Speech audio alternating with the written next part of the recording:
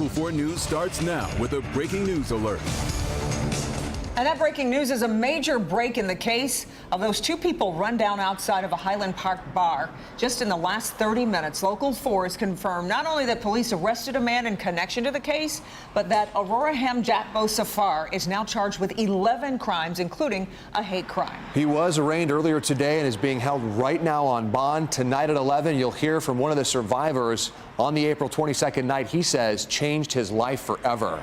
That's coming up. Now to our other top story tonight.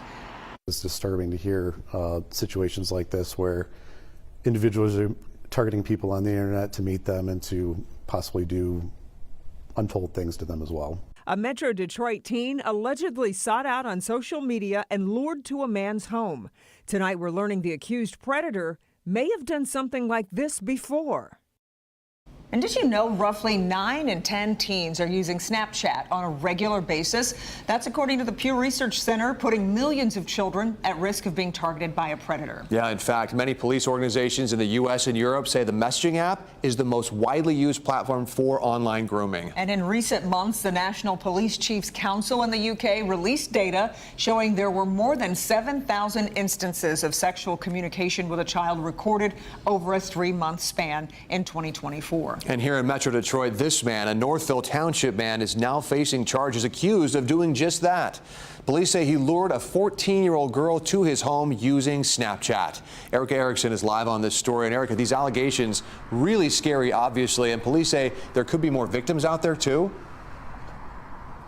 That's right. And if it's not disturbing enough, finding a 14-year-old girl walking along 7 Mile with a horrific story to tell, it's even more disturbing, police say, to discover that suspect has been out on bond for similar crimes.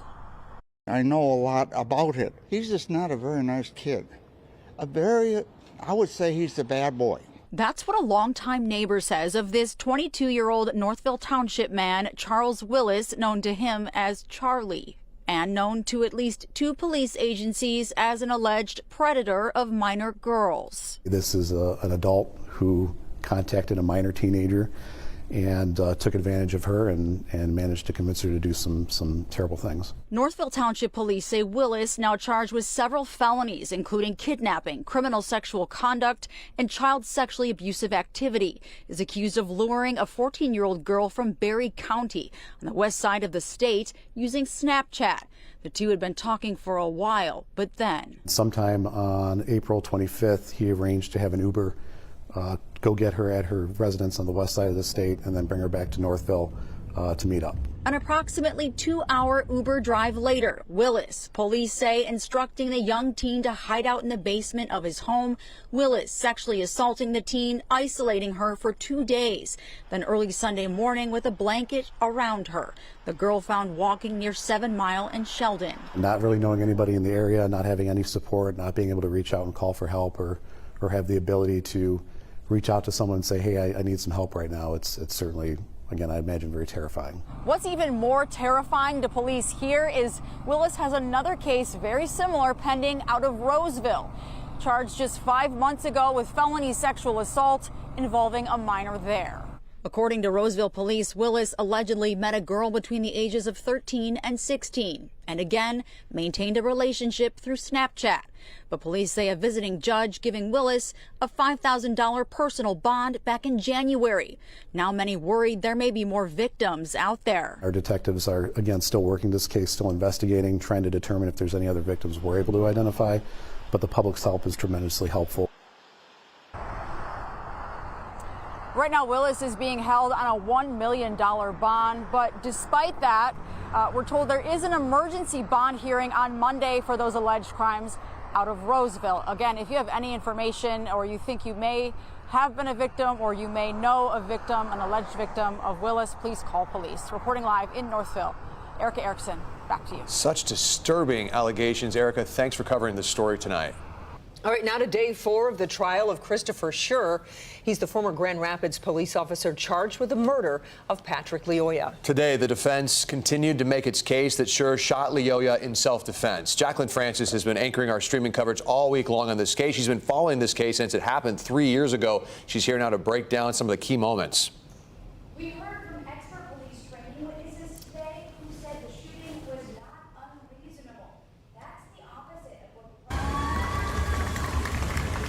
former officer Christopher Schur walked into the courthouse marking day 4 of his trial. It was a gloomy, wet morning reminiscent of that day 3 years ago when a routine traffic stop turned deadly. Okay. Schur's attorneys using expert witnesses to dissect the physical struggle leading up to the shooting. The concept of, just because I'm on top, I'm in control is not necessarily the case. This witness told the jury it was reasonable to shoot. And is then at a point where he's exhausted and has very little options other than the use of deadly force to stop the ongoing assault. It's been a long week of testimony for the jury, but they remain attentive, asking questions like, is deadly force appropriate in situations of active resistance or only in situations of active aggression? Active resistance, you can't say always, but would most likely not lead to a deadly force incident. Becomes, that it's a fine line between resistance and aggression. So, for example, grabbing a taser would be an aggressive act, and that would raise the level of force greatly. So, hopefully that answers that. The defense has called 9 witnesses so far. Add that onto the 11 witnesses called by the prosecution. It's been a big week, and things could wrap up as soon as tomorrow or early next week. Now, I know we asked this question earlier in the week, but I know it's still the big question on everybody's mind. Do we know if the officer is going to testify in his own defense? I've been asking my sources this all week long, trying to get the answer. They tell me it could come down to a last-minute decision whether they put him up there on the stand to testify in his own defense. And if he chooses not to, the jury will be instructed not to use that against him. Okay. All right. We'll see. We'll have to see what happens. Jacqueline, thank you. And our streaming coverage of the trial is going to pick back up again tomorrow morning on Local 4 Plus and click on Detroit.com. All right, let's take a look at the weather right now. The forewarned weather team is tracking the threat of storms. We've seen a whole lot of green and yellow today on Exact Track 40 radar. Yeah, take a look at live pictures from our Belleville sky cam. Pretty wet out there. We've seen rain on and off for most of the day. I'm sure you've run into a few raindrops. Let's get over to forewarned meteorologist Kim Adams here. Is there any kind of severe threat? No, there's no severe threat. You might hear a rumble of thunder, but we're not expecting severe weather. But there are some showers out there. A lot of places are getting a break. It's still rather damp and cool, and you might have a sprinkle here and there, but the heavy rain has temporarily come to an end, and what we get later on tonight will be a little more scattered. But we are picking up some showers just out to our west over here, just to the east of Perry, north of Fowlerville, and that will head really north of I-69. The rest of Metro Detroit, again, aside from a sprinkle here and there, I do want to take a quick peek out to our west Grand Rapids. I do have lightning detector on, and you can see there's a little lightning in there, and then also down to the south of Kalamazoo. It is a damp and cold afternoon, though. Long gone are those temps that are in the 70s that we had. Most places are now in the 60s, although Metro Airport has just jumped up to 71. We'll talk about the weekend forecast. There are some pretty significant changes in the 7-day forecast, not great changes. We got to talk about it coming up. Okay, we'll see you soon, Kim. Well, for the next 8 weeks, drivers are going to need to take an alternate route on and off Grosse Ile. Yeah, the Grosse Ile Parkway Bridge shut down today, as I'm sure you remember, so crews can complete structural repairs. We've been telling you about this on Local 4. Wayne County says the bridge will be off limits to both cars and marine traffic while repairs are underway. Drivers will be rerouted to the Grosse Ile Toll Bridge. It is advised to follow posted detour signs, allow extra time, and of course, as they always say, plan ahead. Live pictures from the White House tonight. There was a big shakeup today. National Security Advisor Mike Waltz is expected to step down. Here's what's happening. The president is nominating Waltz as ambassador to the United Nations. President Trump says Secretary of State Marco Rubio will temporarily take over as National Security Advisor while still leading the State Department. But Waltz will need Senate approval for his new role. This change follows a controversy where Waltz accidentally added a journalist to a secure chat group discussing sensitive plans for an upcoming attack on rebels in Yemen.